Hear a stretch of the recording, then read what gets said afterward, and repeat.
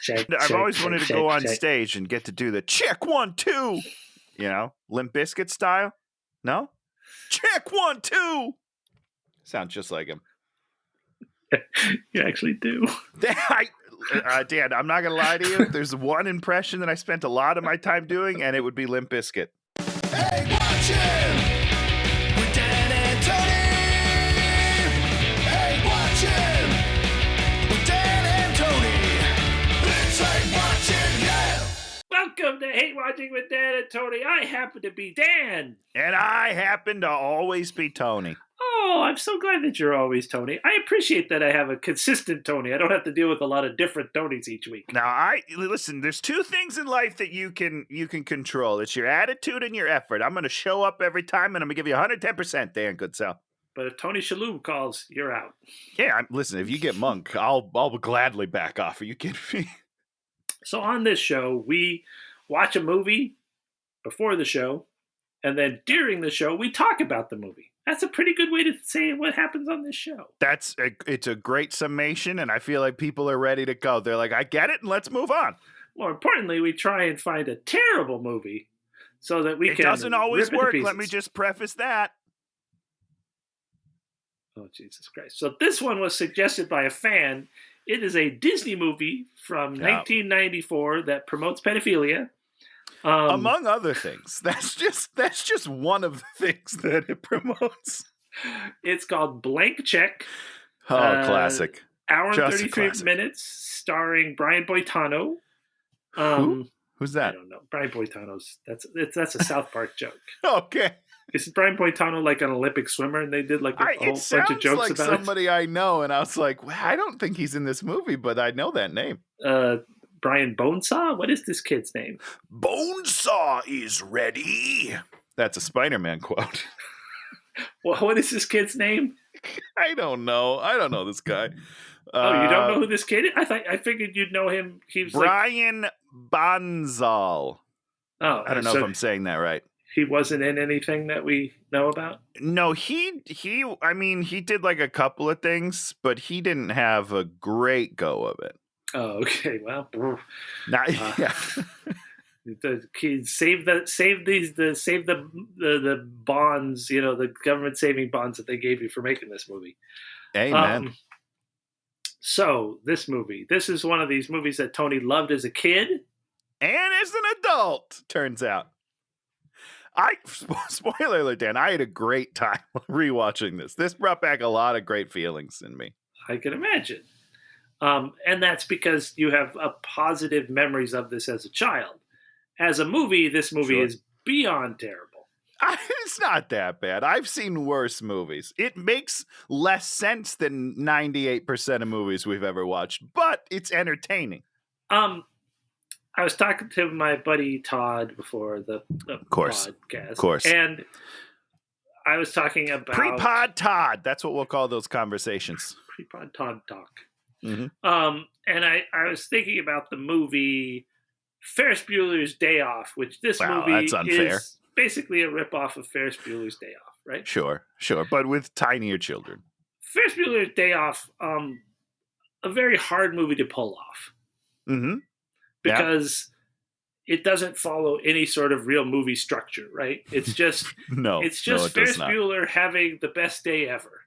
Yeah, and it is. And you watch it and you're like, man, I wish I was having that day. Similar to this movie. And in Ferris Bueller's Day Off, you have Matthew Broderick being very charismatic, super hot girl being super hot, his friend being kind of funny looking and acceptable. And a little bit of a curmudgeon, which is great.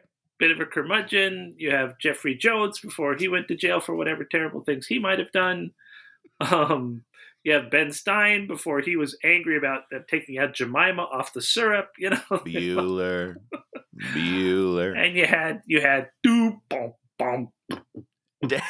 That's how you do the song. I do a day bow wow.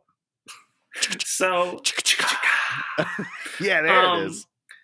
So if you look at something like Ferris Bueller's as a movie, it's a terrible movie. structurally and like if you were reading a Sid Field book and then trying to compare it to that, sure, Sid it doesn't work.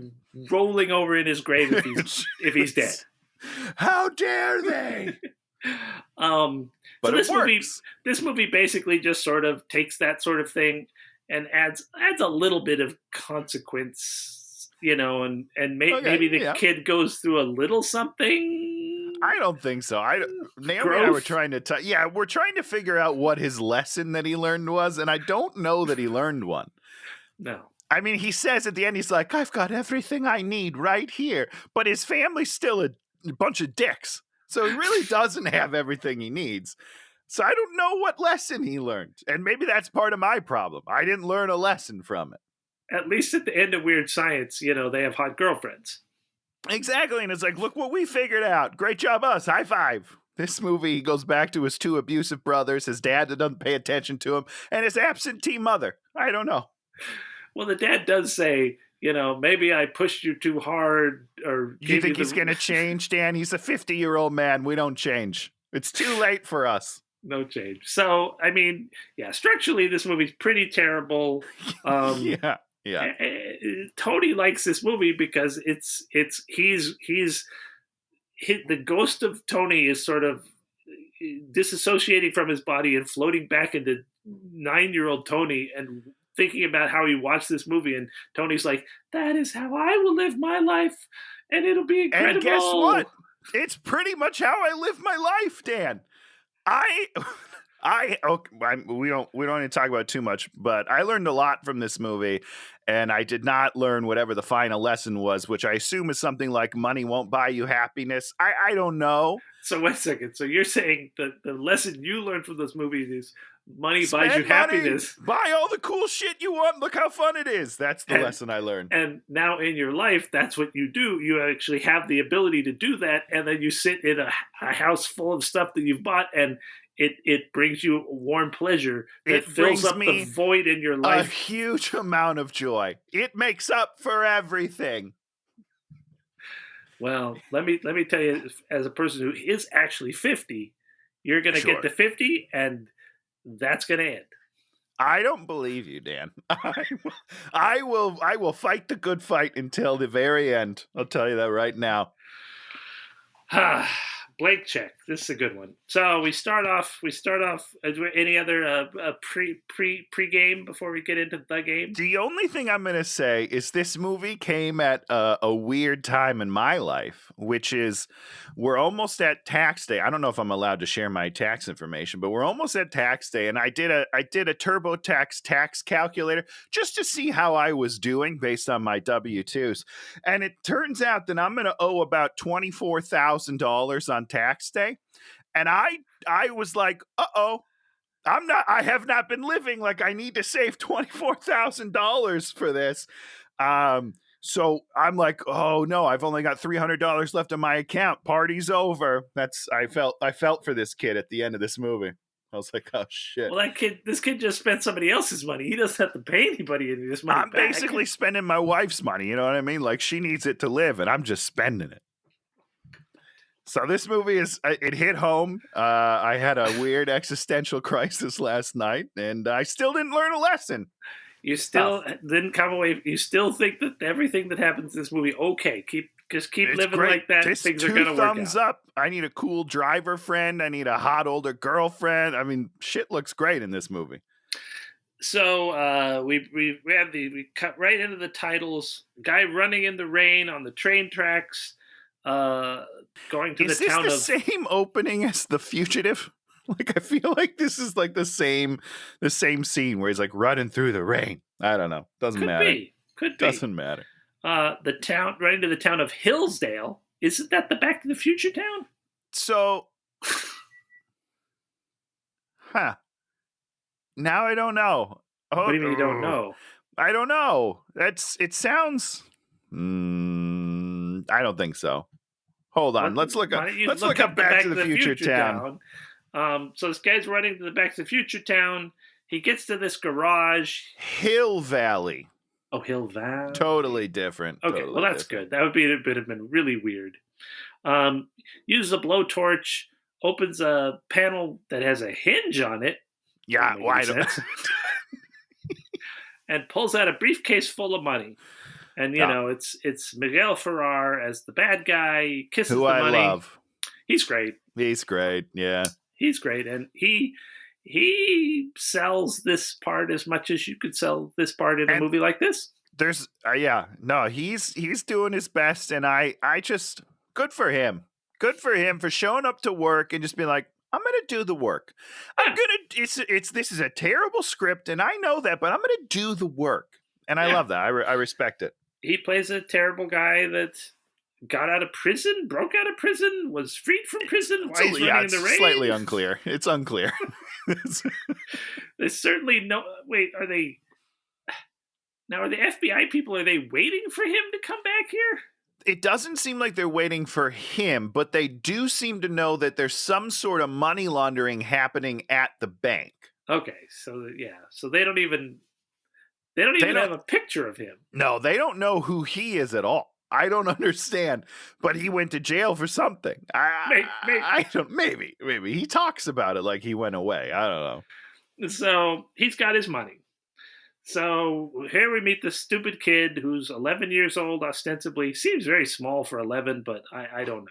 Yeah, I wrote 9. That was my guess. I said, nah, he's 9. That's what I said. 9 feels better, but I think they say he's 11, or I think maybe there's 11 candles on the cake. I don't know.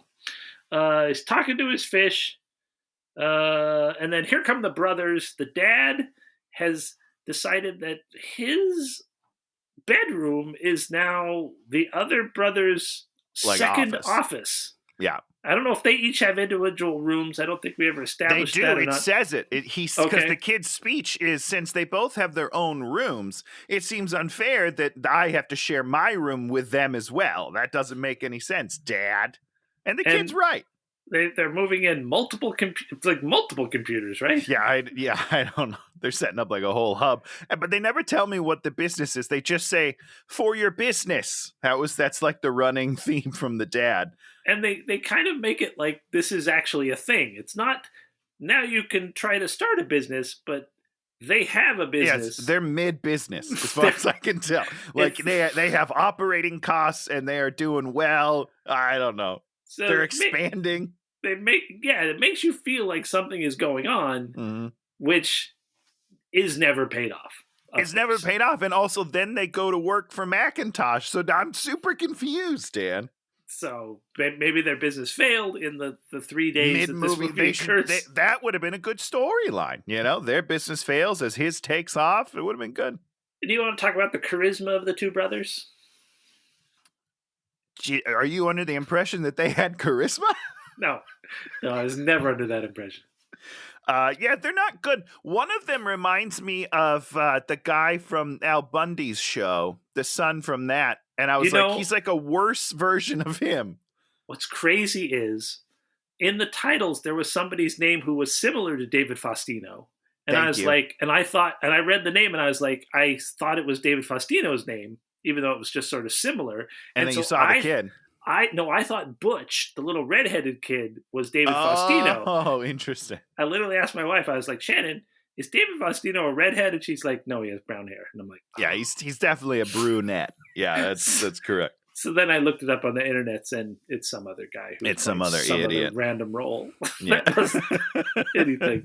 So there you go. So yeah, these two brothers, no real role. Nothing. No. Just kind of empty, there. Vapid characters, just there to say mean things to spur on our hero. Industry gets reward. That's one of the things the dad says. The golden rule: if you have the gold, you get to rule. Yeah. There's something about butt to face. Well, there's a couple things where he talks about like making love to women in this scene. That sounds weird. The 9-year-old? No, the dad in front of all 3 kids. At one point, he's talking about the computer, and he's like, "This software is going to teach you everything you need to know, except for how to make love to a woman." And I was like, "What? Wait, first of all, you're wrong, Dad, because that is where most of us now learn how to do that on our little computer devices. Thank you very much, Dad." Pretty much. But also, like, what a weird thing to say to an 11-year-old kid. It was weird. It was very weird. I don't know. I think I chose not to write that down because I was. That's the first note that I wrote down. I ignored everything else up until that point until he talked about making love to a woman. So the kid is off to a birthday party. The dad takes him to Funland. It's Butch's birthday party. Butch is sort of the local bully. Yeah. Why is he going to the party? This kid literally is friendless. He has zero friends. Zero friends. Did they? No explanation as to why he has zero friends. Right. Did they invite him as like a joke, a little lark? No, and then the dad was, but the kid would know that, right? He knows he's not friends with them. So why would he even want to go? I was very confused on why he was at the party. If I was invited to a birthday party of kids that hated me and my dad dropped me off at an amusement park, I would probably go my own direction and enjoy myself in other ways. Exactly. Just go have fun by yourself for a couple hours. I don't know. It's very strange. And the kid is given a pittance of money, which won't even get him on rides. And so he sits there watching the other terrible kids have fun. But he does buy cotton candy. So, I mean, like, get over yourself, kid. That's the best treat in the world. They get splashed and his cotton candy gets wet and it's ruined. But again, entirely your fault. It's not like you don't know the splashy ride is going to splash the bridge. Kid's an idiot. Now, Tony, did you have friends when you were this age, 9, 10, 11? Oh, boy. I had a lot of friends, Dan. No, I had my neighborhood friends. Like I grew up I was very lucky. I grew up in a neighborhood where there was a bunch of kids my age. So we had like a group of like 8 or 10 of us that all hung out in the neighborhood. And were there like the freak kids that no one hung out with? Yeah. Yeah. What does that mean? Yeah, there were. Did you do terrible things that you still feel bad about because you're a terrible person? No, but we did exclude them. And like Wow. I do feel bad, but we weren't mean to them. We weren't like they tried to come hang out with us and we're like, get out of here, you weirdo. It was just like we didn't invite them, and I'm sure they sat at their windows and were like, well, hey, they're playing again. You know what I mean? I don't know. Now, do you know about what happened to any of these kids, like, suicide or anything? Yeah, I know one of them. His name's Steve. He races race cars now, so he's doing fine.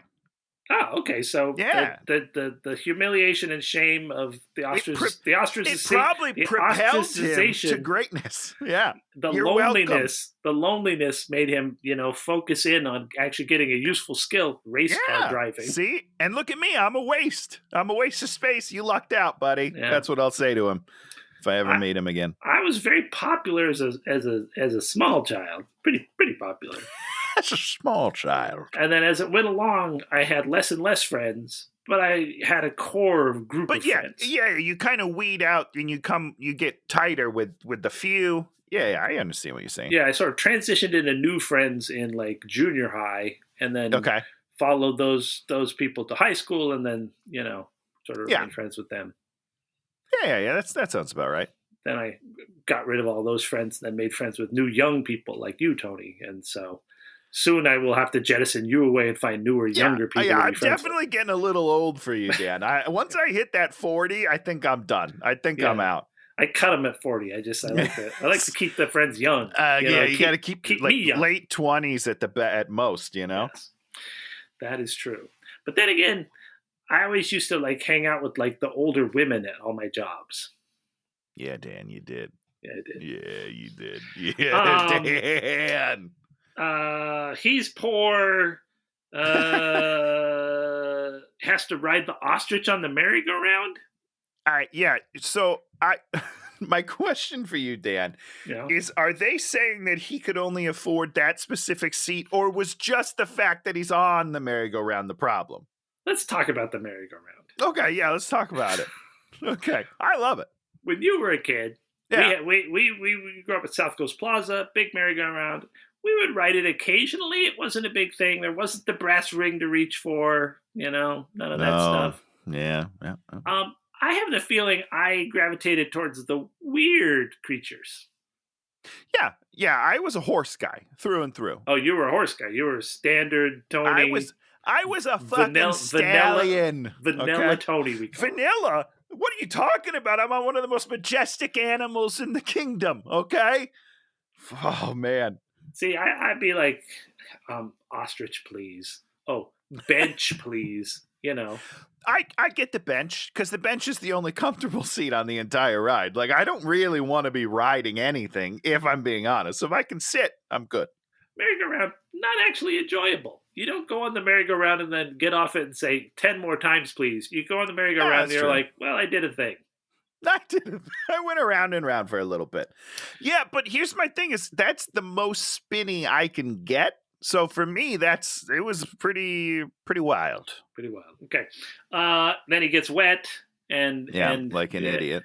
This is a foreshadowing to other things that are going to occur. A foreshadowing in this movie. At dinner, I wrote dinner - I'm poor. He must have said something about being poor. He asks his dad. He said, "Dad, are we poor?" Which I thought is really funny. I was like, "Yeah, you are, kid." It's his birthday, so he gets a check from grandma, and it's a blank check. And I'm like, well, here we go. Blank check, the movie. Nope. No. Fooled you. This is where he learns what a blank check is, Dan. You got to set that up for when the next one comes along. Because a lot of kids get 2 or 3 blank checks in their lifetime. I don't know if you are aware of this. Within the same week, typically. within a day of each other. Typically. Thank God Grandma sent me that blank check, so now I know what to do with it. So Dad's like, what did she give you last time? He's like, 10, what is it? Like $10? Okay, we'll make this 11. Well, because what about inflation? Which this kid knows more about finances than I do. Let me just say that. He's good. He knows about closing costs on houses. He knows about inflation. This guy's got it all. Which, the amount of business acumen they sort of give to this kid, it wasn't played out at any point before he was given blank checks by people. No, money taught him that, Dan. Money can teach you anything. That's the lesson of this movie. Money makes you a better person. End of story. So he goes into his thing and plugs into his computer how long it would take if he invested this money or put it in the bank till he had $1 million, and it was 342,000 years. Now, and that is the most relatable thing to happen in Hollywood ever. I was like, yeah, kid, I do this. I go on these types of things daily, and I'm like, how much do I need to save so I can make $1 million? And it's not good. So we're at the bank. The bank manager's there. Heavyset guy you've seen in a million character roles. Yeah, he's great. In comes the bad guy, puts the money on the table. They're in cahoots. He has to launder the money through the bank and then give him new clean money. Yeah. So he's like, I'll be sending someone in tomorrow with a check. Juice. Give me some checks. He'll write the check for $1 million. You give him $1 million. You're going to launder it in a day. Not how money laundering works. I believe you. And the only reason I know that is because I also watched Ozarks. So these two. Ozark, not Ozarks. Ozarks. All of them. I watched multiple Ozarks. And they're so different in how they deal with money laundering. I don't know who to believe, Dan. I would believe the Ozarks. Okay. So that's the plan. The plan is he's got to launder it all in a day somehow through the bank. I don't understand. Don't know why he has to launder it. Oh, I guess it's sequential numbers. They'll track it or something. I don't know how money works. That's not really laundering it. That's just it's basically just exchanging it, right? Yeah, I mean, ostensibly, why doesn't he just give him the money right then? Just like a trade. Just here's $1 million of my money. Give me $1 million of your million. Because if you walk into a bank and you get sequential numbers on your money, you're not going to care. No, I wouldn't care. I wouldn't even notice, if I'm being honest. The bank gets the money from, bigger bank. Yeah, sure. Large bank. I don't know how money works, Dan. Government I don't know bank. where it comes from. Fort Knox. Fort Does Knox it come sends from over trees? It's paper. Shit, Dan, it does. Money does come from trees. Why is that a saying? Money doesn't grow on trees. Money is made of trees. Oh, because that's the saying, is growing. Growing on trees. Good God, Tony. We're not even a page through this movie. We're half an hour in. We're not even a page through this terrible We're movie. not going to finish this movie. This will be a 3-parter. Kid goes to bank to cash his $11 check. Don't quite understand that. Typically, you just sign it over to your dad. He would cash it, and he'd give you the money, or something like that. Yeah, I don't believe that they're allowed to at that age. I don't know. I guess I don't know about the 90s, but I don't think that I don't know. What does a kid do with a check? They give it to their parents. That's give it what to I their always did. Yeah. Yeah. Well, I guess I didn't give it. He just took it, but it was fine.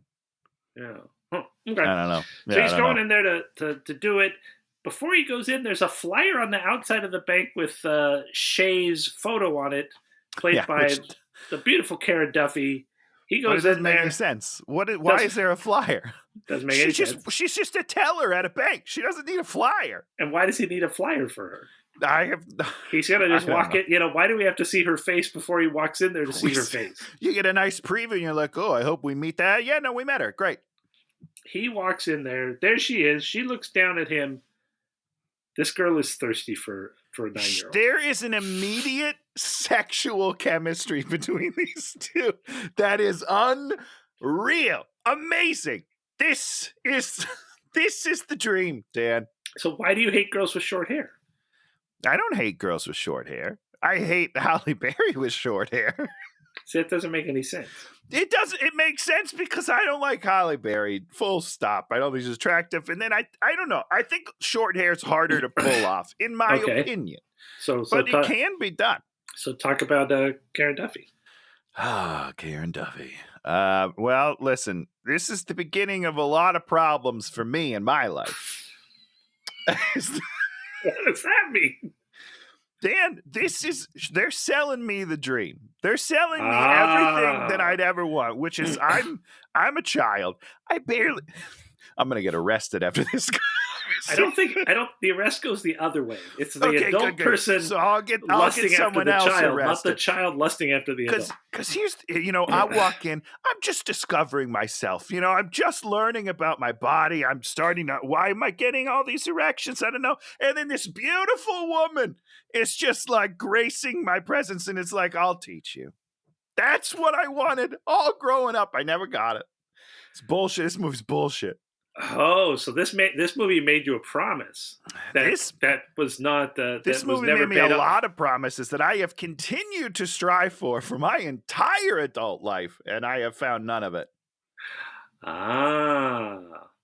It's written you a blank check you can't cash.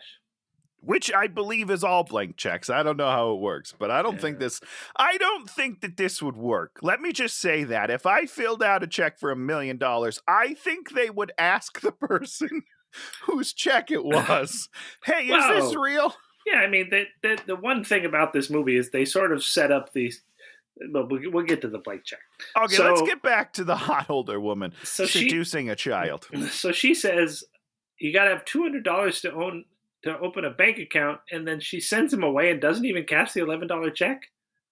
Yeah, because why wouldn't she just take it and give him $11? Be like, you can't open an account, but I can give you the $11 if you want. So he basically never cashes his check. Well, the kid ends up stealing it. Oh, that's true. So he leaves the bank, goes outside, Butch rides by on his bike, grabs the check, and takes off, and I guess gets away with it. Yeah, he's got the check, but he can't cash the check because his name's not on it. Again, that's how checks work. So during the bike chase, Miguel Ferrar's bad guy backing out, hits the bike, knocks over the kid has fallen down and runs over the bike. I just want to say one thing. When he's getting ready to back up and he's looking at himself in the mirror, he kisses his fingers and then touches the mirror. It's the greatest moment. I laughed so hard, and I don't know why. I just was like, there's no way that anyone told him to do that. And he's just like, what's up? I love myself that much. I love it. I look good. I thought it was a great moment. So basically, he sort of runs over the kid's bike, gets out, and then amazingly, Butch comes back and throws the dude under the bus, helps out the little idiot. Well, he starts by saying, I'm a witness, and I'll do it for the right amount of money. And then the guy's like, I'm not giving you money. He's like, all right, well, then fuck you, old man. I'm going to turn you in. Butch is actually the best character in the film. He is the best character in the film. Well, Miguel Ferrer is fine, too. Oh, yeah, sure.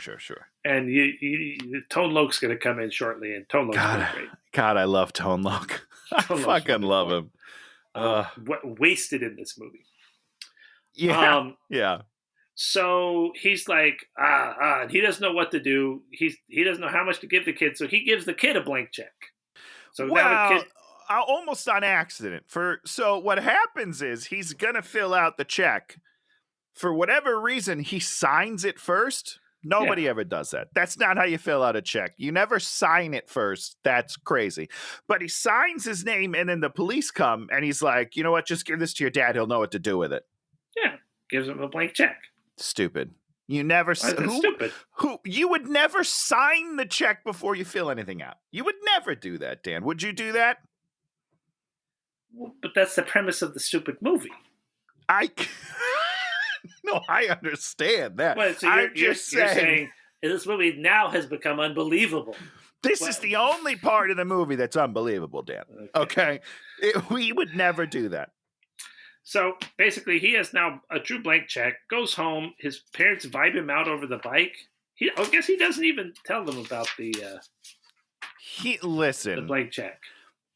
No, he doesn't tell them about the blank check, but let's talk about his parents, his shitty asshole parents for a second. This kid gets run over by a car. Yeah. And they yell at him about his bike. Well, you got to take care of it when cars run you over. I was livid. I got hit when I was a kid. Holy shit, Dan. On my bike. Oh my God. Did you get over, money? Crushed bike. Yeah. Got money. Fuck yeah, dude. Good for you. Spent the money. I think bought a new bike. Sure. And then that checks out. I think I got like $100 or $50 or some amount of bucks, and I think I spent it on Dungeons and Dragons stuff. Both great choices. Yeah. I'm proud of you. Good for you. That's the dream. Honestly, if one thing could happen to me, I would like to get hit by a cab and then sue the cab company. That's wow, Tony. I'm glad you have some aspirations in your life. Now that I put that out in the world, I can't do it because then they'll point to this and they'll be like, he did it. He jumped in front of that cab. He wanted this to happen. Damn it! I will send it in. Dan, you sell out. I was going to split the money with you. So the kid's starting to make a list of all the things that he wants. What's number one on the list? His brothers to die. He wants to murder his brothers. Number 2 is he wants a house. More specifically, he wants a house that's down like 3 houses down, or not 3 houses down. He's on the same street for sure. He wants to be close to his family, but independent. I get it. And what is the house? It's a weird castle thing. And who lives there? Who lives there now? 2 old people that are gonna die very soon. No. In real life. Oh, I have no idea.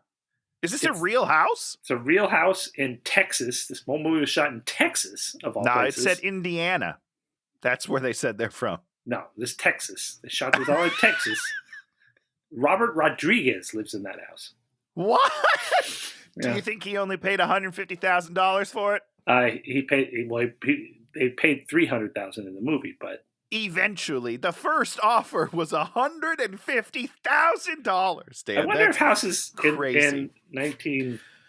Well, I can tell you because that is the only research that I did on this movie.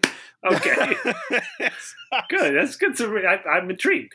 So they said they were in Indiana because when Butch gets pressured to give the address, it's in Indiana. So the average home price in Indiana in 1994, when this movie was made, was $97,000. Oh, wow. Okay. And I was like, okay, but the averge house is like a little. Sure. This is a castle. It'd be a 2-bedroom, maybe. So like I feel like the 300,000 might not be that far off.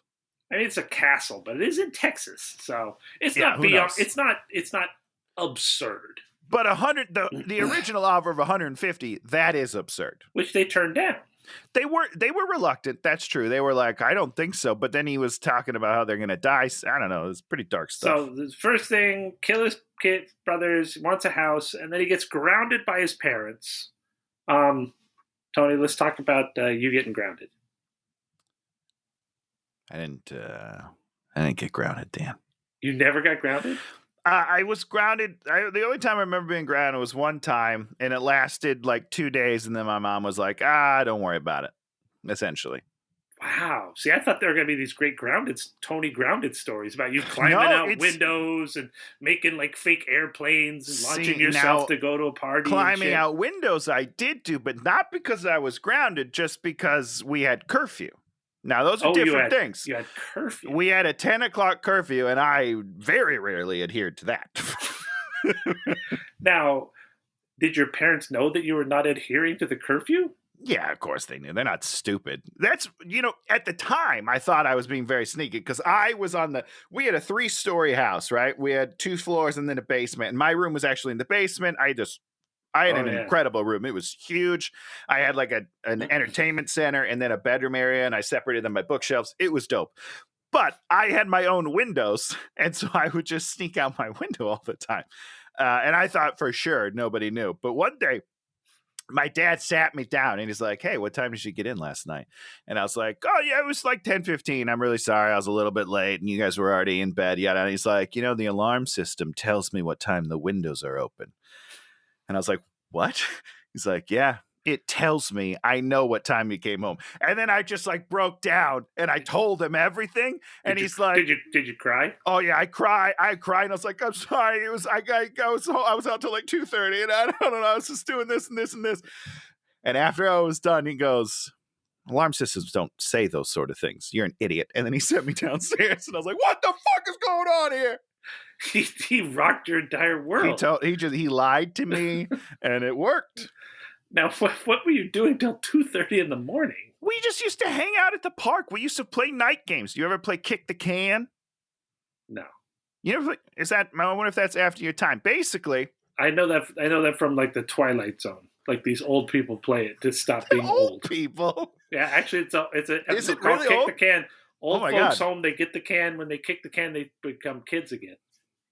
Okay, well, that's pretty Except much what happened with us. The one will come and I'm not going to play. And then he's the only one in the old folks home. Everyone else off living new lives. Oh my God, that's the saddest thing I've ever heard. It's fucking bullshit. Because I'd be that old guy. I'd be like, I'm not playing some bullshit game. Yeah, no, I get it.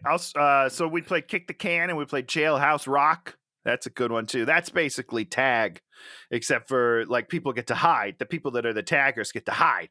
And then you sing 1 o'clock, 2 o'clock, 3 o'clock rock, 4 o'clock. And then when you get to 12, you have to run around the house and try to make it back without getting tagged. Yeah, these games were great. So we just used to play games in the neighborhood. It was the 90s. So you were like 10 years, 11 years old at 2:30 in the morning playing tag with your weird friends. Games. Yeah, on the weekends. And here's the thing. The thing that's messed up is all the other parents knew and were fine with it. It was just, my dad wasn't.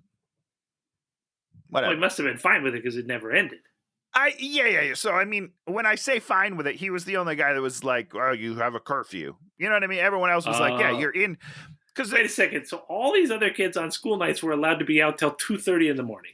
Not school nights, weekends. This was Friday and Saturday nights in our neighborhood was game nights. And we just used to play all night. I don't know. Wow. It's crazy. Yeah, we were wild, Dan. But here's the general philosophy of our neighborhood was as long as you're all here you're not and we murdered. know what you're doing, yeah, like it's fine. Have fun, but be safe. If you cross the railroad tracks, then they he's coming. We don't have railroad tracks. Dan, come on. So then he's got the blank check and we got the fake womp womp music. It is pretty similar, though. He uses a computer to make it say 200,000 or $200, then 1,000, then $1 million, and then $1 million for cash, and then he prints it out. Now, Dan, I don't know a lot about banks, but they're not going to just have $1 million in cash at the bank, right? $1 million? No. Not at all. Like $1 million's a lot. I understand that they have reserves for that very thing, but this idiot kid wouldn't know that. He knows what inflation is, Dan. He's an idiot kid. Yeah, you're right. The real question is how would he have scanned all the check data into the computer? Yeah, no, yeah. The way that he just I don't know. It's all very strange. It's More fine. importantly, how do you print out a check that has front and the back? That's kind of where my head was at. This kid has a color printer? I don't know. Maybe in the 90s. The kid's a genius. So, boom. Next day, he goes in there and gives the check to this older woman, and then she's all like, "You've got to talk to Mr. Biederman." And then she takes him back there, and the old guy gets fooled and thinks that the kid is the courier and gives him $1 million into his backpack. Dan. Yeah. let's talk about the old woman for a second. If an 11-year-old child Yeah. comes to your stand and gives you a check for $1 million, Yeah. you really gonna take that seriously on any level? Well, I think the idea was she took him back there to humiliate him. Okay. I think. Okay. I mean, they didn't really play that up, but this movie Okay. never really examines its text. It just sort of assumes Well, yeah. that you're going along with it. Listen, if we think too hard about the movie, it will fall apart very quickly. So let's just move through it and get to the fun stuff. So basically, fills his backpack, and then he's like walking out, and he walks past Tone Loc, who we know's the bad guy. They're Who's collect just the money. Creeping on women the whole time. Oh yeah. Which is Oh, look out! I'm looking at this ass. You're like, this is a kids movie, and we're doing like, attractive person in the bank's ass. I mean, okay. You better believe it, baby. The funky Cole Medina. Tone Loc bumps into the kid and sees him. Kid's also on camera, so sees him. Yeah. So the kid's like walks out and basically runs all the way home in the amount of time it takes Tone Loc to walk half into of the a office. hallway, Yeah, and then sort of for the mix-up to be figured out. The kid literally has done about 25 minutes of running in what takes the other characters about 2 minutes. Or he's just very, very fast, Dan. Very Maybe they're fast. underselling how fast the kid is. Did you feel any tension when the kid bumped into Tone Loc, like something might go awry? Of course not. Why would I? There's nothing suspicious happening yet. You know what I mean? Like, I don't know. But he's a kid, so kids are dumb. Kid running bank. What about the kid? And then he gets home, and what is the first thing he does? Is this where he Scrooge McDucks it? No. The first thing he does is get on the computer to buy the Castle House. Oh, right. Yeah. Which doesn't make any sense. Yeah. That whole scene is pretty fraught with loopholes here. Miguel Ferrer's in the Castle House with the people that own the thing and a real estate agent. Yeah. The stupid kid gets on a computer, is able to contact them via the phone, which he makes a false voice through the computer, and then they have a bidding war for the house that goes $180K, $190K, $200K, $210K. Then his mom walks in and is like, $300 for some unknowable reason. Which is a completely different voice. These people don't find that weird at all. Like that's just so weird. And that's the only thing they hear because he's talking out loud next to the phone receiver. The mom keeps yelling other stuff. At one point he yells back to his mom, "You're killing me on this deal." Funny joke, but he didn't mute the phone. Like, I don't understand what's happening. Although I'm sure some phones had mute functions at that point, no one would have understood. No one would have understood if he tried to mute. I shall mute the phone with this. Like if he, nowadays we push a button on the thing and we all understand mute. Back then, not a thing. I guess it's I don't know. It's just ridiculous. And then Miguel Ferrer loses his mind that he lost the house and gets angry at people and then leaves or something. Or and then he's like, the name is Macintosh. He's like, oh, Macintosh. And then he's mad at Macintosh. Yeah, so the kid has made up this fictitious person, Macintosh, who is going to be the fictitious person who he says has all this money for the rest of the movie. And everyone's going to believe that Macintosh is a real person the entire movie with absolutely no reason to believe that. It's really hard for me to remember a time really pre-internet, obviously. Sure. But if somebody had that much money, I have to believe you would have heard of them at some point. Somebody, not everybody. Oh, no. Really? No. I don't know, man. But I don't know, so there's that. Back at the office in the bank, they sort of put together that it's this kid, so let's find the kid. How do you find a kid? You go to places where there are kids. Which is a creepy line, by the way. If you think about it, this guy's been cruising parks his whole life. I can tell. Now we just are immediately explained that Shay / Karen Duffy works for the FBI. Yeah, it comes out of nowhere, and I love it. Like, I really, really like it. She's just at the bank, and then they show, like, her fake microphone, whatever that is her lapel, and she's like, we've got to notify the Bureau right away. And you're like, wait, what? And it's like, this is a bit of information that you could surprise us with at some point. Yeah. Maybe. Yeah, sure. Use it to some effect, but they just like, we better introduce this now. Yeah, like when she's asking over and over, where's Macintosh? You're like, oh, something fishy's going on. And then we think she's a gold digger because that's how they set it up in the movie. But the whole time, it's not.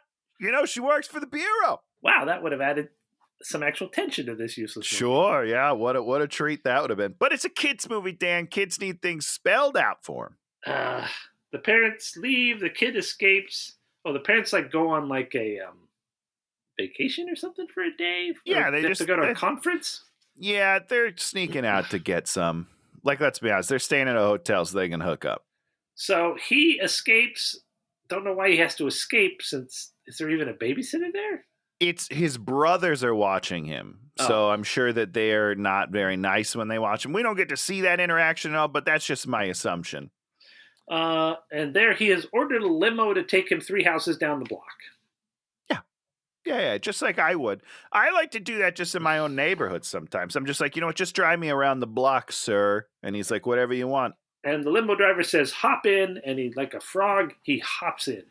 I thought that was funny. It's cute-ish. Yeah, it's like a kid. It's kid humor. Hold on, Dan. We're skipping through a bunch of stuff here. What did we skip through? We didn't skip through anything. We skipped through him singing in the money, right? No, we haven't. That's where we're about to go. Oh, here's what we skipped. We skipped how he paid for the limo. That's the only thing. No, we skipped the first of 2 fourth wall breaks in this movie, which is when the parents are leaving. He's looking out the window, and then he turns straight to camera and does the eyebrows. Right before really? Yes, and then he sneaks out of the house. Because, you got to get your Ferris Bueller's moment in there, So we start the I Want Money, start playing the I Want Money song, and we have a montage of buying. Which is kind of fun. They go to Sharper Image. They go to a place where you can play tennis and basketball. Yeah, which sounds like a fun place, if I'm being honest. And also not that expensive. So there's that. We get this gag that we're going to call back. He goes to Haagen-Dazs and buys an entire trash can full of ice cream. Yeah, I don't get it. I don't know. It was really stupid. And he also has a special mix. Yeah, he's got his own, like a Ben and Jerry's type of deal where you get to make your own. But here's the thing is, I understand that it's a visual gag, but even as a kid, I'm pretty sure I was like, he's never going to finish that. Even a stupid kid knows that. Yeah, like this stupid kid could never finish an entire. You're not going to eat that whole thing. What a waste! What a waste of ice cream, you son of a bitch. That's probably what I was thinking. They're going along. They're driving along, and there is Shay jogging. And I guess it's the 90s, so she doesn't immediately run for her life when a limo creeps up on her side. But I feared for her life. Want to ride? And then she's like, I'm out of shape. Okay, I'm coming into the bank tomorrow. No, see you tomorrow. Dan, you're skipping over a very important moment, which is when she says, I'm out of shape. And creepy Henry from the driver's seat says, not where I'm sitting. Not from where I'm sitting. Yeah. Like, guys, let's calm down. Let's not sexually harass the woman trying to exercise on the side of the road. So the next day, big delivery day at the house, hundreds of trucks, including the Chips Ahoy truck. Great product placement. I immediately went on to Shipt, which is Target's delivery service, and I bought a bag of Chips Ahoy cookies. So it worked. I'm not. That's 100% factual. You're gonna have to send that bag of cookies to the IRS, His dad comes down the street angry because there's all these delivery trucks. And then this is great. he tells the dad, Macintosh is moving in. I work for him. And then he like whistles or yells and clear a path for my dad. He yells. He's on some sort of megaphone system that doesn't make any sense because he is connected when he's on top of the tower yelling. And then also when he's down, there's Bluetooth. Did Bluetooth exist? I don't even know. Maybe he came up with it. Maybe Macintosh invented Bluetooths. So all these real businessmen are listening to this child. It's 11-year-old boy, which doesn't make any sense. He maybe put on like a little. At some point, he puts on a suit and some little round sunglasses to look. This is when he's doing it. I don't know if he did that before. Nobody's going to listen to an 11-year-old child. It's just not going to happen. Anyhow, but he goes, yeah, clear a path, boys. And then everybody runs and scrambles and clears a path. Oh, boy, this is wish fulfillment at its finest, isn't it? As a kid, you want that power so badly. I think we go back into the montage again. This is our second time into the montage of him having fun with all the stuff he just bought. There's a go-kart. There's games. Yeah. I wrote, dumb driver is dumb. Oh, yeah. Do you want to talk about the limo driver? I feel like I've seen him a bunch. I didn't do any research on him, which I wish I had. He's kind of like Jim Belushi, but I thought even less interesting. I thought he's more like John Candy, but I'll give you Belushi. Okay, you got John Candy, Jim Belushi, 1,000 other good, funny actors. I think I'm in there somewhere, Dan. In that 1,000 other actors, I'm in there somewhere. You're way up on that list. But this guy. You would have been funny in this role. This guy's fairly terrible. Here's what I found most interesting, and maybe other people aren't going to find this as interesting, is they clearly let him improvise in a couple of scenes. I mean, I feel like this has to be improvisation. I don't know for sure. But when he goes on his little diatribes of like, oh, have you ever heard of this one? Have you heard this saying? This saying? And none of it is funny. It's just, I don't know. It feels like a role that you should have gotten a comedian for. And I feel like he is a comedian. Okay. Maybe I should stop talking. He feels like he's a comedian. He's not a very good one. Does a hot 20 at the last stop. Well, that's my point though. Is like I feel like that's what should be happening, but they're not funny. Yeah, he has the delivery, and he has like, oh, I'm doing a bit, I'm doing my shtick right now. Yeah, but none of them are funny. Yeah, I agree. I don't know. It was a wasted role, and it's one of those roles as an adult when I watch it where I was like, fuck, I think I could have had a really good time with that. That's the kind of role I want. I never want to be a leading man, but I want to be that, the side character that gets to throw out the barbs and the jokes and just have fun. I wrote the bad guys are at the water park. Do they just go to the water park and look at the kids? And then that's it? Is it a water park or is this the backyard? I got confused. Why is he at a water park? But yeah, no, the bad guys are just there. And this is one of my favorite moments of the film, actually. What happens? Tone Loc, I don't know if I wrote it down. Oh yeah, I did. So him and Tone Loc and the main guy are arguing. And they're trying to find the kid. And Tone Loc's like, you gave me one picture. He looks like that kid. He looks like that kid. He looks like that kid. He looks like that kid. I'm not going to find him. And he goes, I'm going to go on a water slide. And he just walks off. I was like, what are you talking about? I love it. Good for him. That's what I do in the middle of that scene. I'm like, is he done? Right, I'm going to spend the rest of the day at the park. You guys, I'm just going to have fun, man. This is dumb. We're doing dumb stuff. Butch tries to get into the castle and he gets thrown out. But like he's screaming the whole time. I feel like they're being a little aggressive with poor little Butch here. We start with the montage of fun again. This is the third time we've gone into the montage of fun. Are you saying you're not having fun in these montages, Dan? No, they're terrible. He's like, I'm in a race car. I'm in a ball that the limo guy can roll me into bowling pins. Wow, that looks fun. I'm wearing gigantic boxing gloves. We're doing the sumo thing. I did like the gigantic boxing gloves. That would be a fun one to do. Knock people around. I mean, yeah, this is about as fun as watching people do escape rooms. Yeah. Wow, look, they're doing an escape room. No, I don't watch people doing escape rooms. I've watched it in the past just to see how the escape rooms work and how the puzzles are. But it's not like I watch that and I'm like, this is so entertaining.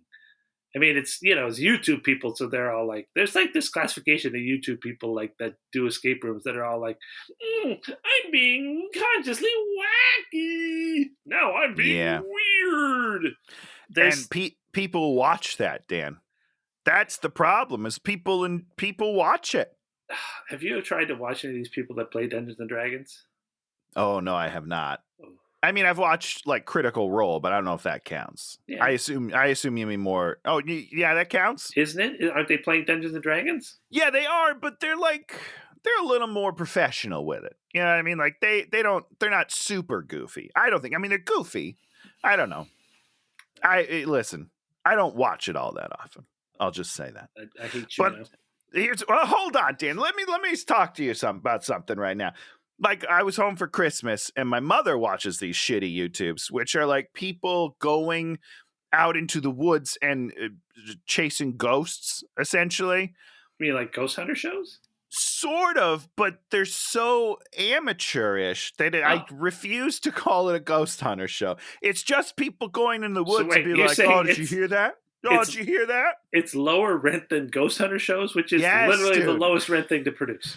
Yes, that's what I'm telling you. It's just people in the woods pretending they hear stuff. It's so dumb, and she loves it. She watches them all the time. And these people have millions of views, like 3-5 million views. I don't understand the world. I don't understand it. How did we get on this? Why do I sound like a curmudgeon-y old man right now? Because you are. Duff shows up at the house and then proceeds to tell him how amazing everything he's doing is. Yeah. Well, you got a problem with that? And then Preston. Oh, the kid's name is Preston. Like we care. Yeah. But you do know. Duff's like, I gotta meet Macintosh, and he's all like, oh, you can meet him tonight, and she's like, it's a date. Not the first or last time she says it's a date with the child. Then he gets to have dating advice with the limo driver. So this scene was weird, Dan, because... You mean where the crux of the movie is now about how he's going to win Shay's heart? It's basically what this movie is about? No, that's totally fine with me. This is, again, as a child, this is my biggest wish. So I'm all on board with this. My problem with it is that an adult man is trying to teach him how to score with an adult woman, but he's 11.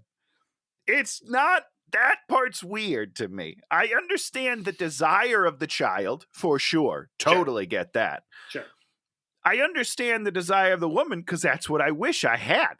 But this old man giving relationship advice to an 11-year-old about how to I wish I could find. Did you write down some of his things? Yeah. So you take leftovers. Because, and I quote, when you get home, you got a pocket full of hot wings, and women will go crazy for that. You line your pockets with plastic or bags so that you can put. You go to all you can eat, so you can fill your pockets with food, and then when you get home, the woman's going to be like, "Oh, you've got more for me to eat." Right, that's not even good advice, first of all. But I love it. And then he says, you say words like non-committal. And you're a dating machine. So he's teaching him how to be a player. I don't know. It's just so weird. And you got to have a great bod. You got a great, it's all about getting ripped and shredded and chiseled. And he's like, you have the body of a Greek god right now, but we're going to make you, oh, Dan, it's so weird. Everything that happens in the scene is weird. So what do we have now? We have another have fun montage.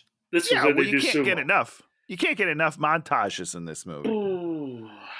Next morning, he's having breakfast at home. He's still grounded. And then his dad comes out with Plan 442, which is like some plan he came up to make money. And he's like, get this to Mr. Macintosh.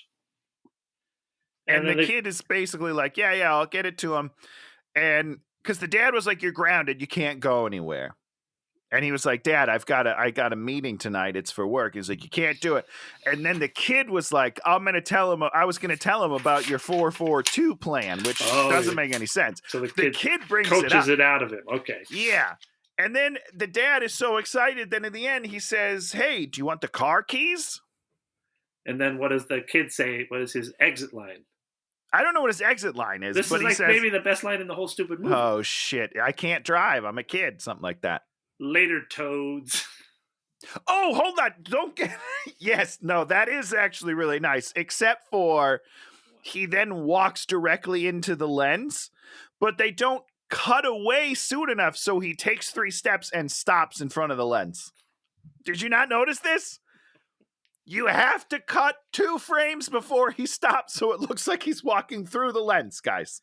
So then this is so we cut right from breakfast to the date. To dinner. Yeah, to They're dinner already date. seated. There's no Yeah. explanation as to why it's a stupid kid and not an adult, right? Yep. He gargles water, puts his sunglasses in a wine glass. It's a choice.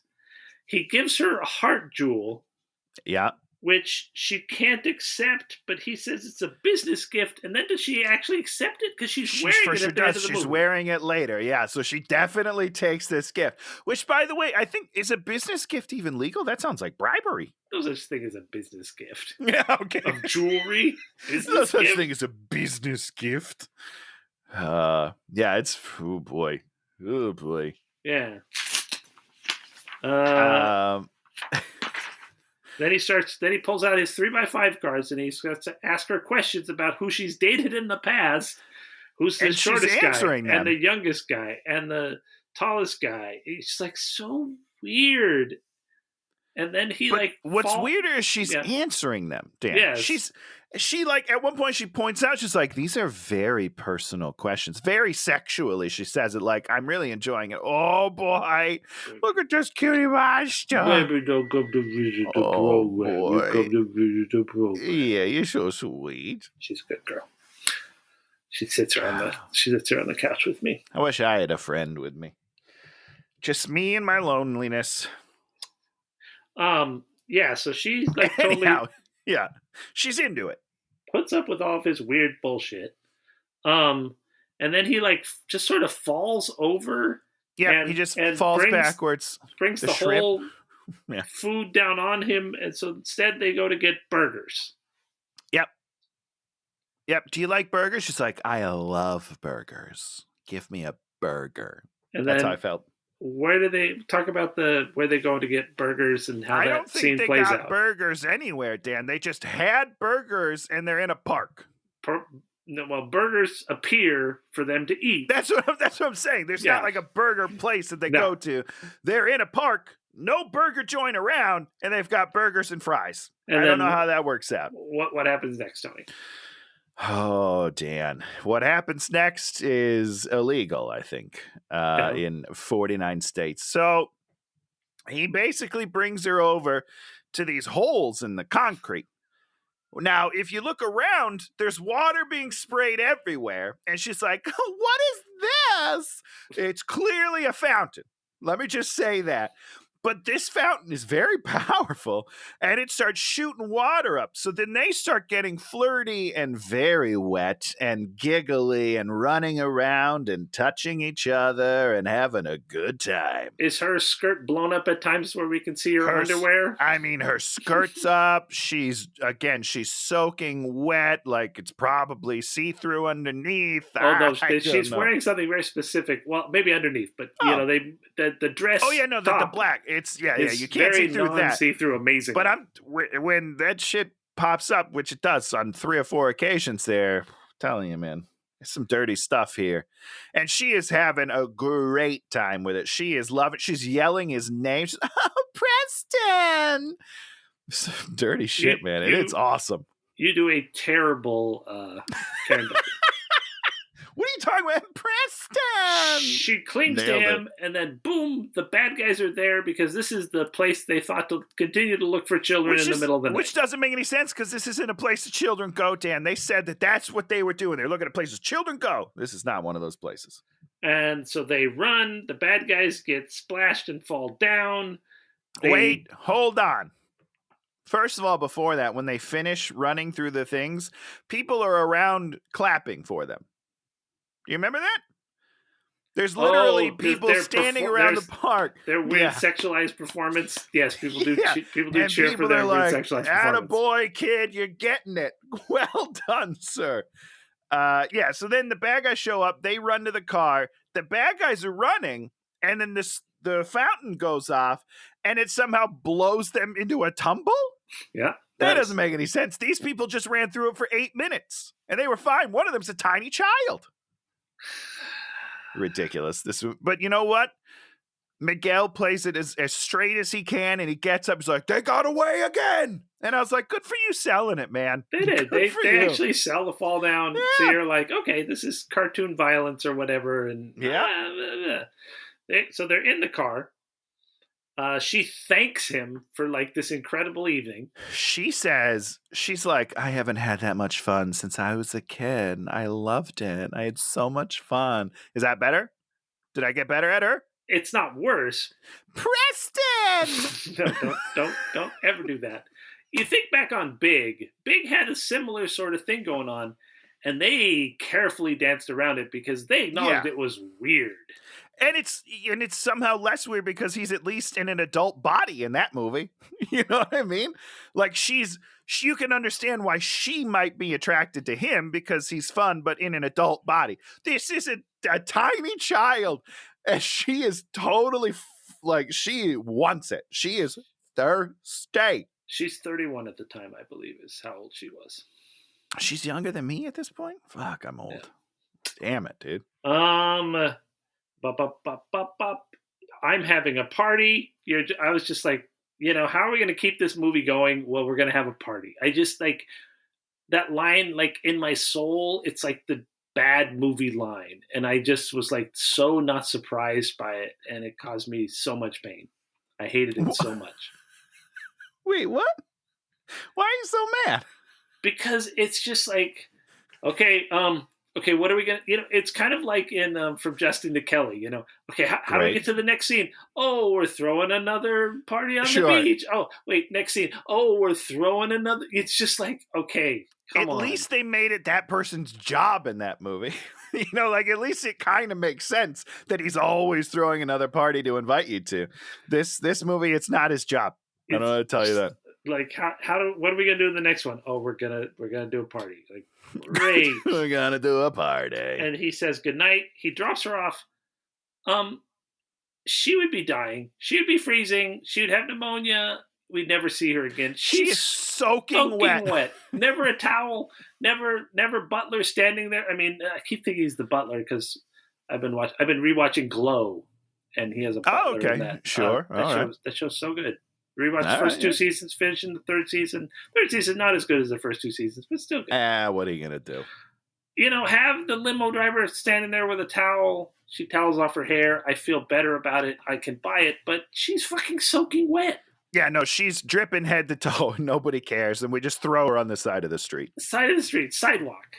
Yeah, she's fine. Don't worry about it. And it's going to be a joint birthday party. We have a scene where Dad's eating breakfast alone. I don't even understand why we're doing this, other than because then he asks where the other boys are, and she's like, "They're working for Macintosh."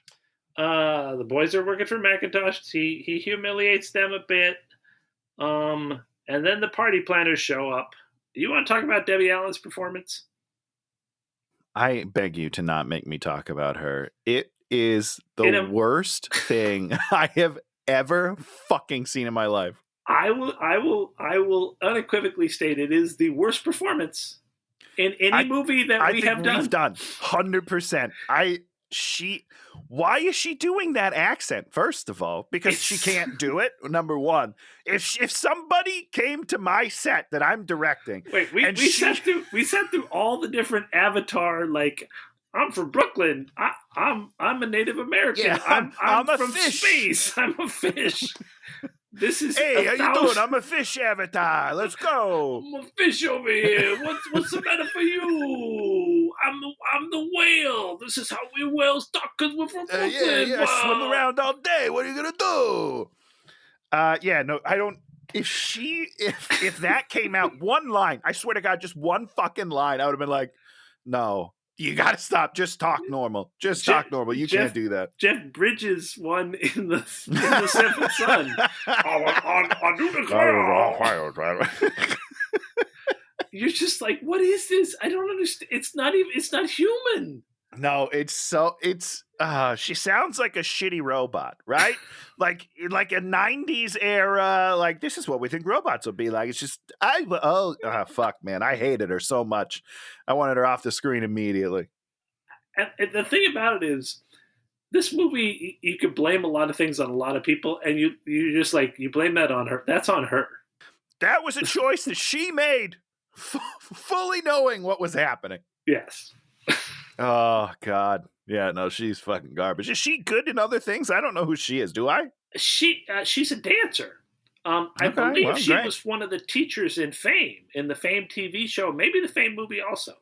Wow. Okay. Well. And as I remember, she was fine because she played herself. You know, she just does like herself. A human. Yeah, she just played a regular person. Not playing a human in this. Oh boy. Well, good. I'm glad you hated that as much as I did. No, it was insanity. Henry's getting lonely. He goes to the park, sees real kids, and it's like looking at them lamentingly. And then the bad guys are just driving by the park at that time, so we have a bike versus car chase. Dan, this means that these three guys have been driving around parks in this town for the entire. They've never stopped. This is like day 2.5 of them just cruising for childs. And this is back when 3 adult men could do that in a car. Oh, sure. Yeah, I used to do it all the time. I got it. Yeah. The police probably delivered the children to them back then, actually. Is this the kid you're looking for? We found him over there down by the dumpster. Here you go, sir. You know that with the Jeffrey Dahmer case, at one point, he like drugged up a guy. The guy escaped, and the police brought the guy back to Dahmer to kill. No. Is that real? It's real. God, that's so fucked up. He almost made it, Dan. Oh, I'd be so mad. He is up in heaven, just furious right now. Yeah. So we have this car bike chase. Which is amazing that the car is never faster than the bike, but it's fine. He has the money in his backpack while he's riding around. All the time. He carries it with him everywhere he goes. This kid had, at one point, $1 million in that backpack, and nobody ever stole it. Oh, he really missed an opportunity. Tone Loc falls in a river. Kind of funny. The kid drops the bag. Somebody barfs in the car. The kid's then able to go back and get the bag from another guy. Barfing in the car is pretty funny. Because he's running and running. Don't you blow chunks in my car. He's like, I'm cool. And then as soon as he starts the car, wow! It's a good bit. It's kind of funny. The car crashes. Okay, they follow the kid up this ramp onto the stage, and then the car launches into 2 other cars. Now it drives off of a stage. You can't. Hold on a second, Tony. Yeah. Where are the police? Where's the people the police are on holiday. All right, they don't want to mess with this. You can't have the bad guys crash their car into other cars and then just say the bad guys just get away. But they can't get away, so they just literally get out of the car and walk away. That car is still on top of those other cars because you can't get the car off the cars. That's not possible without a tow truck type of deal. So they just get out of the car and leave it. It's bizarre. It's so weird. And there's Butch. Hold on. Put the grabs on Butch. No. My other favorite line comes after they crash the car. Okay. And the fat guy in the back, I can't remember his name, the banker. The bank guy. He goes, Carl, at this point, it might just be easier to steal another $1 million. And I was like, He's pretty correct. good. He's That's correct. Pretty good, Let's guys. just start over. Maybe embezzle the money from the bank. Yeah, right. Do something. Yeah, we've got other options here. Time for something new illegal. You guys are not good at illegal. That's good stuff. So they grab Butch. Butch says, take a hike, butt brain. They hold Butch over the ledge of a building, and Butch gives up the kid. Yeah. Yeah, I mean, he folds pretty quickly, so.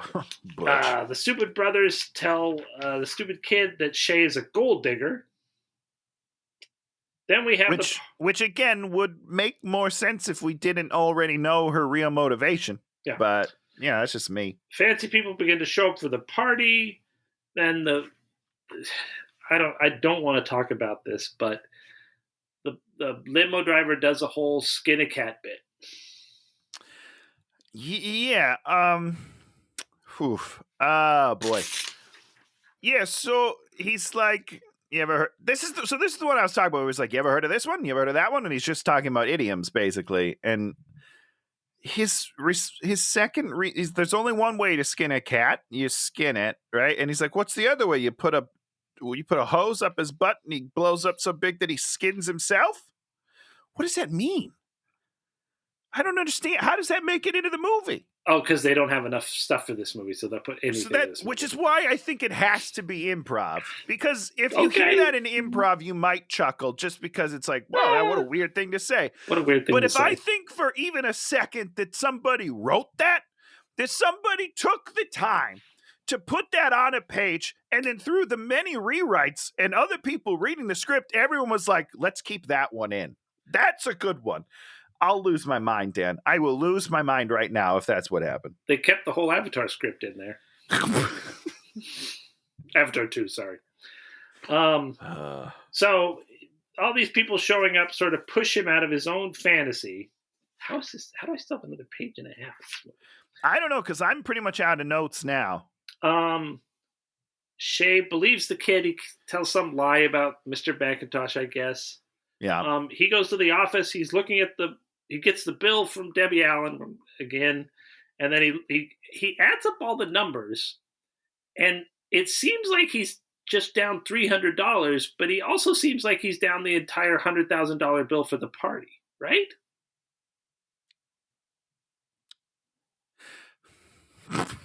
Yeah, because all he has left is $300. But the $100,000 for the party is part of his adding on his things that makes him down to $300.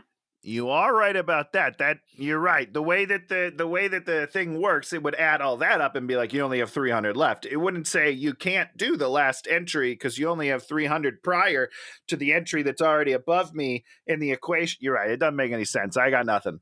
And then his dad walks in the office, and then Preston's turned around acting like he's McIntosh, and the dad's like, oh, this is all my fault. I made money too important to him. I pushed the kids. Maybe it's because he reminds me of myself, but I'm afraid of him missing his childhood. I just want him to come home. And then you're missing the most important line of that, yeah. Dan, which is where the dad says, I'm afraid that he's missing his childhood. Yeah, I said that. And I'm afraid I'm missing it too. Oh. And that's the part where I get a little verklempt. It's a good thing if there was some reason why Preston couldn't just turn around in his chair. Yeah. Oh, no. I'm not saying it makes any sense. But that's a good line if the movie sets that up well. Sure. That would be a very powerful line. Yeah. If this movie was about those lines, then it would be great. Yeah, it would be great. I'm always gone, and I'm an absent father, and Preston might be looking for a father and some stupid limo driver.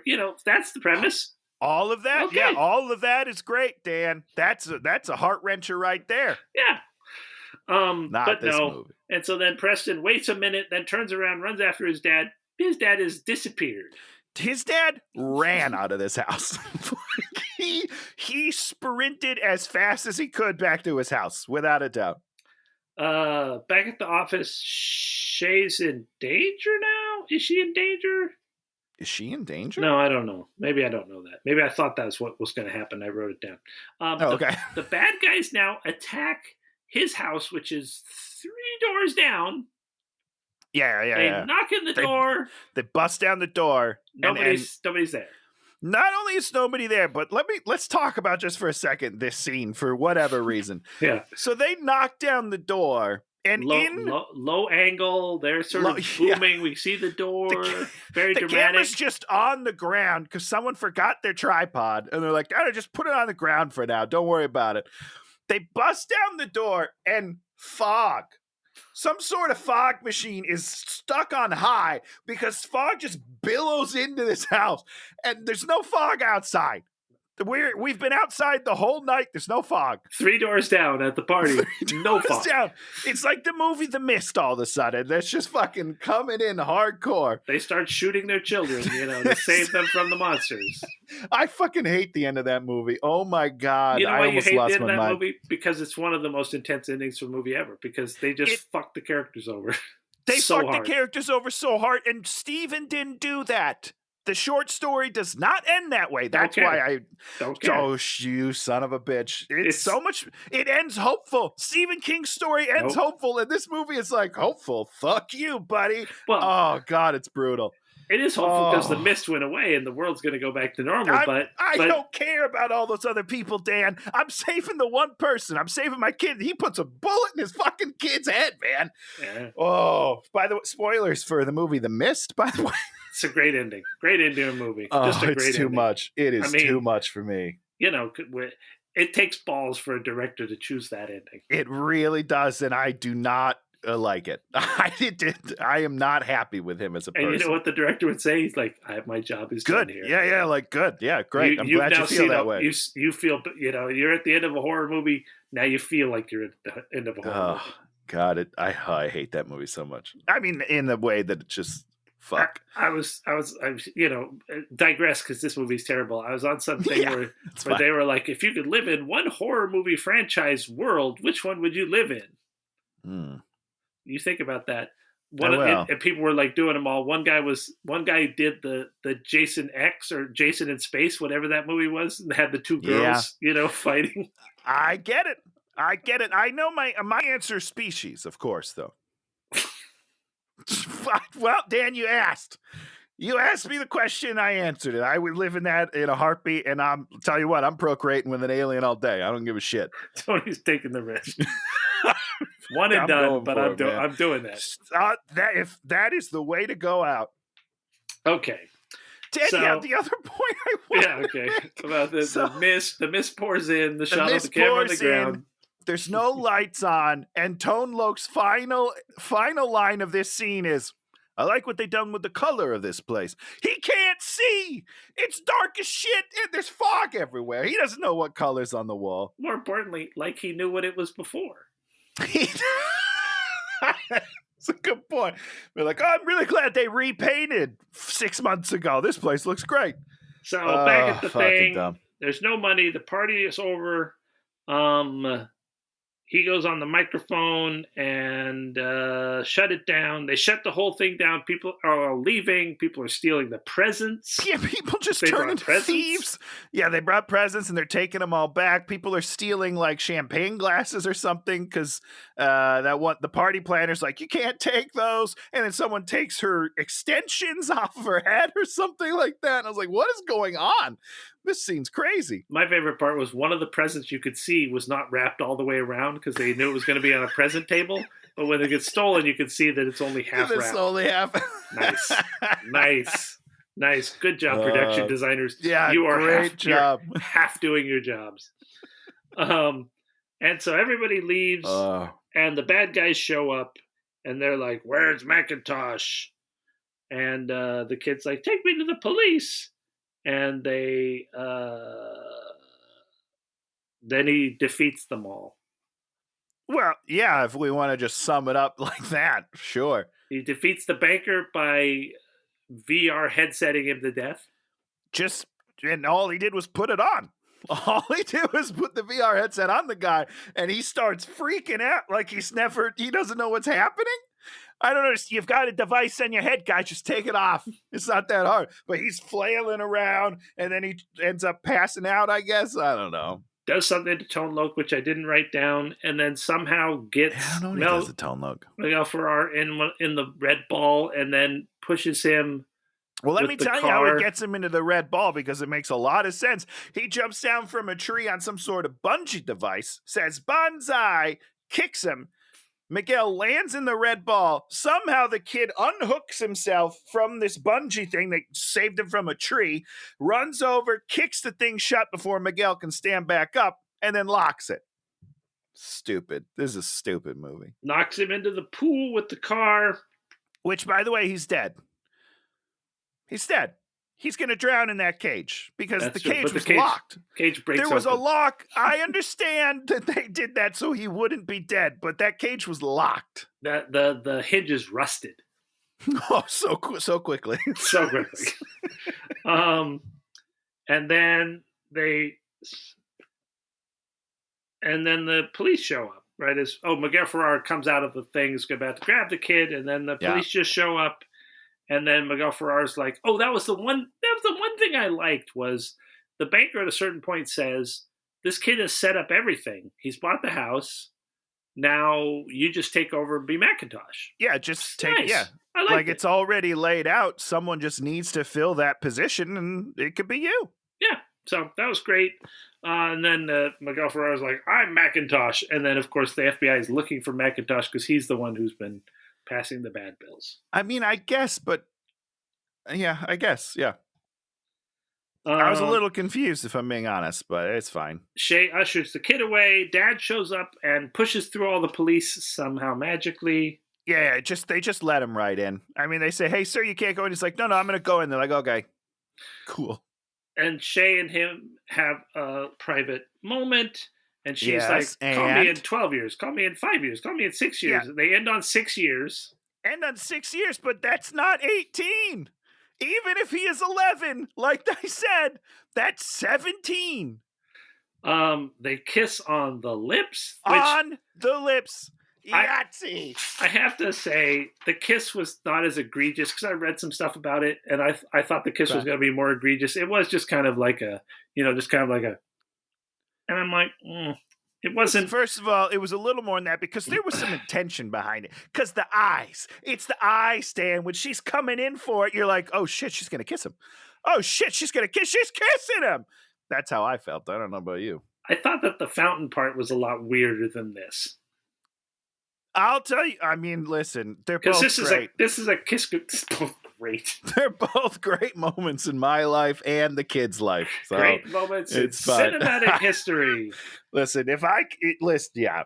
I mean, 6 to midnight right there. So he's glad to see the limo driver, glad to see his dad. Let's go home. He goes about and gets to say his goodbye to the limo driver who has returned. He thought that the limo driver had left in the middle of the party stuff, but the limo driver had just gone out to get ice Gone cream. to get ice cream for the kid. That's kind of sweet. I thought that was a little sweet. Yeah, no, it's a nice little moment, and then he's gonna eat the ice cream by himself now, which is still weird. And he's like, "Limo driver, you got one thing. STYLE TYLE style. And then we roll a song. Hold on, I just want to say, I know the movie's weird, but I do like that the limo driver basically knew that the kid was Macintosh the whole time. That's what I got from. That's kind of what I got from the ending because he was like, "Tell Macintosh that I'm really gonna miss him," and I had a great. And I was like, "Oh, so he knew. He had to have known." Yeah, which I thought that was a nice moment. There's a song. I wrote all these lines. I don't know what any of them mean. Sleep well. There's cake. Make a wish. Be careful what you wish for. And you could tell he's wishing for Shay to appear in his bed so that he can sleep with her and have sex with her. Yeah. Let's set this up properly, Dan. So he comes back home and the family surprises him with a birthday cake. Oh, they're waiting in his room. That's what. Yes. That's what it is. Yeah. And then they're like, "Make a wish," and he's like, I have everything I need right here. My shitty family that doesn't appreciate or like me. And then he looks to the right and he sees that stupid poster of Shay that he took from the bank. Oh, so that's why he had that thing. And he goes, "On the other hand," and then blows out the candles. Yeah, and this kid's wishing for her to be naked in the bed, and he's going to town. And I was like, I get it, kid. I get it. That was Tony's dream too. That's what he would have wished for from the beginning. Age 8 to age, how old am I? 37. Every birthday calendar, I'm like, "Oh, give me one of those." So Karen Duffy, diagnosed with a terrible sort of neurological disorder where she has all sorts of chronic pain, and has written a number of books about her chronic pain. That's why we don't see her in a lot of stuff. Why are you just trying to bring me down? That's really sad. I hope, because that's she how finds some way to alleviate. That's how life really is. It's not a bunch of fucking, not a bullshit piece of shit kid. People are confused why I like to live in blank check. All right, the real world sucks, guys. Give me blank check any day. Give Tony that blank check. Also, just give me a real check because I owe a lot of money right now. Any other notes about this movie? I mean, I don't think so. What a wild ride. I was trying to imagine what it would be like to come up with the premise of this movie and what kind of a person you'd have to be to think that this is a good idea. But hey, thank God they did, you know? it is weird that this is a Disney movie. You know, It shouldn't be a Disney movie. No. You know, the weird sexualization stuff is just kind of weird. Yeah, it's super weird, You but know? as a kid, it's awesome. Yeah, just make the woman not reciprocate and make her sort of forced to be there. We think she's a gold digger, but in truth, she's there for the FBI. Boom. This is fine. It all makes sense. Yeah. Nope, she's into it. And she's like, please. I mean, here's the thing is she wants him to call her in 6 years. Like she wants that to happen. She's not like, I guess you could call me. So she's going to be 37. He's going to be 17. She's going to date a 17-year-old when she's 37. Dan, you say that as if that's not awesome. That's the coolest thing I've ever heard. Tony's dream.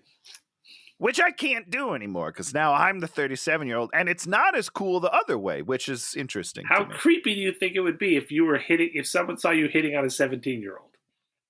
Nobody has to see me, Dan. I would feel that would be the weirdest thing, and I can't even imagine. That's so weird. And what 37-year-old in the world would want to listen to anything a 17-year-old has to say? Well, his name is Leonardo DiCaprio. That's not. They're like 20-something. I'm just kidding. Don't come at me, Leo. Okay, Tony. What do you got for us? What did you like this week? Oh, kind of cheating again, but by the time this comes out, it'll be out. Ted Lasso season 3. Okay. So you're excited for Ted Lasso? Oh God, Dan, I'm so excited. The trailer dropped last week, I think, and it gave me all the feels. Me all the feels. I love this show so much, and I really hope this isn't the end, but I get it if it is. It's probably is. We watched this Netflix movie, The Strays. The Strays? Never heard of it. It's like, number 2 in the movies on Netflix, Okay. Jordan Peele-esque kind of a movie. So okay, now Jordan Peele, like Get Out Jordan Peele, or Jordan Peele like that new stupid Alien movie Jordan Peele? Get Out Us kind of Jordan Peele. Okay, great. All right, I love that. Kind of interesting. Kind of psychological drama-ish sort of stuff. Okay. Sitting through this movie, you're like, I do not know where this is going. Okay. All right. Hey, I'm in. And friend of the show, Todd, wanted to point out to you, Tony, that the guys that played Clark Kent and Lex Luthor from Smallville are going to be guests at the Tidewater Comic Convention, where Todd will also be a guest. So he's going to be sharing air with your boys. With Rosie and Tom Welling? Oh, I love them so much. Oh, I should have worn my shirt. I bought a whole bunch of merch from their podcast, Talkville. No, that was great. You know what? It made sense with the story that you told, Dan. What about next week? We need a new movie, Tony, and you're on the spot. We need a new movie. We've had 2 weeks off of not having to pick movies. It's been really nice. So if we could just if we could get more fans to just tell us what to do, that's honestly my best skill is just doing what I'm told. Find us some more terrible movies, fans. Guys, the show. Do it. But you and I are going to do something great. So this week, I've been re-listening to Smartless, the podcast. I don't know if you've heard of that one. That's Will Arnett and Justin Bateman and the guy from Will and Grace, Sean something. Oh, feel bad. Anyhow, so I'm way behind, and I just listened to the episode with Bradley Cooper, and I was like, oh, Bradley Cooper, I remember him. We should do a Bradley Cooper movie. And so that's what we're doing. We're doing a movie called All About Steve. Is this Sandra Bullock? This is, this is Sandy. This is him. It's Thomas Hayden Church, and apparently Ken Jeong is in it. So I'm pretty excited. This has been on the, this is one I've toyed with at times. I had this on my list at one point. Yeah. You know how I feel about my rom-coms. I love them. And so if I want to watch as many as we can. This one's going to be terrible. So that's, well, says that's you. Good. It's got 2 of my favorite people in it. Who's that? Well, Sandy is perfect in every way, and then Bradley Cooper also pretty much perfect. Be interesting to see how you screw it up with her. She's pretty. She's so likable. Pretty consistent. Pretty consistent. Yeah, no, she is. Yeah. So we'll see. I'm excited. Cool. And it's only an hour and 39 minutes, so that's also a bonus. Well, that tells you something. Yeah, I like to keep it tight now. I'm sick of this Avatar bullshit. How long was that movie? Was that 3 hours and 12 minutes? It's like 15 hours. Yeah, it was over 3. That's all I know. Yeah, brutal. Cool. So, this has been Hate Watching with Dan and Tony. If you like what you see, give us a thumbs up. If you want to suggest a movie, go for it. Leave us a comment. Please do. And you can always subscribe so that you get the latest Hate Watching with Dan and Tony news. And follow our new Instagram where Tony's been posting some little bonus, some movie posters with our faces superimposed on them. Yeah, I wish I was better at it, but it looks like a child. In a good way. Yeah, it looks like a child did it. It's at Hate Watching DAT. Come on by. There it is. And we'll be back next week serving it up again, baby. All about Steve. Goodbye, everybody. Bye, everybody. Wrexham. Wrexham.